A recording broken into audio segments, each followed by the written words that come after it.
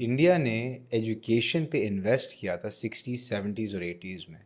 हमने 70s के अंदर जाके अपने सारे स्कूल नेशनलाइज कर दिए यार। तो हमने तो एजुकेशन को तो डिस्ट्रॉय हमने खुद किया, हमारी गवर्नमेंट ने एजुकेशन डिस्ट्रॉय किया, which means that now you have a populace that is not as educated as the Indian populace. So how could you employ them?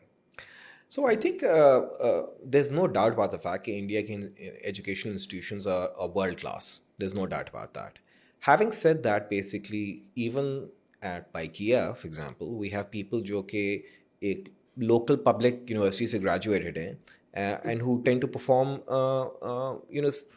reasonably well, at par with any counterpart, be that in the West or be that in India. I think जो main disadvantage हुआ वो ये कि Pakistan became a destination where people couldn't travel at free will, right? Or employers did not find safe in sending their talent to go scout opportunities.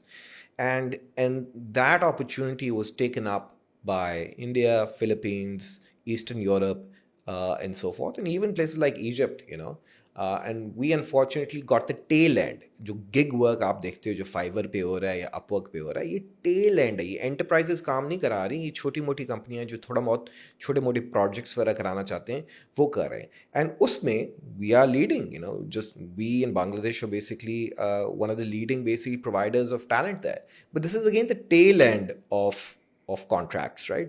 You're not getting the enterprise level contracts. And why do you think we're not getting enterprise level contracts, but we have the people that are doing the work on an individual basis? Yes. Where is the disconnect? क्योंकि लोग इसका मतलब तो काम तो कर सकते हैं, इसका मतलब ये है काम कर सकते हैं। I think basically Pakistan was a feared destination to travel to, right? India didn't have that. India didn't have that. And, we keep talking about making it easy for people to travel.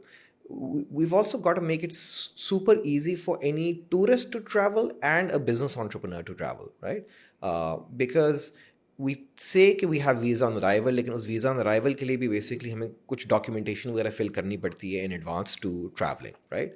I think it becomes super easy when you become kind of like the UAE is, or many other countries around the world are, for anyone with a passport to show up at an airport and say कि जी visa उसी वक्त लगेगा।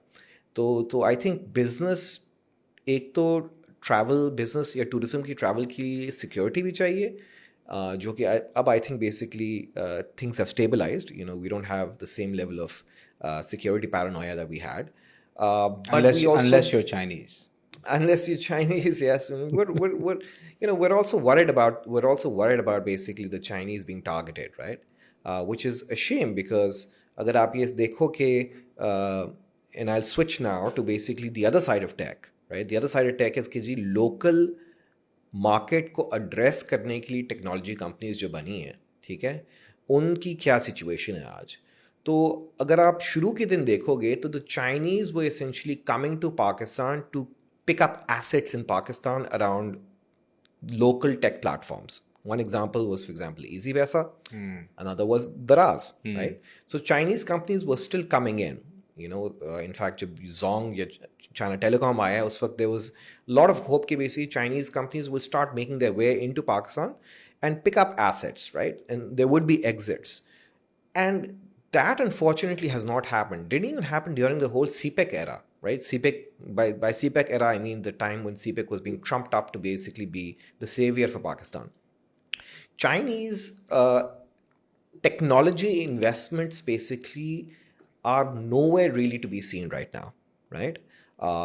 तो I think जो exits होने थे for companies that have been around, वो basically you're not really seeing those exits.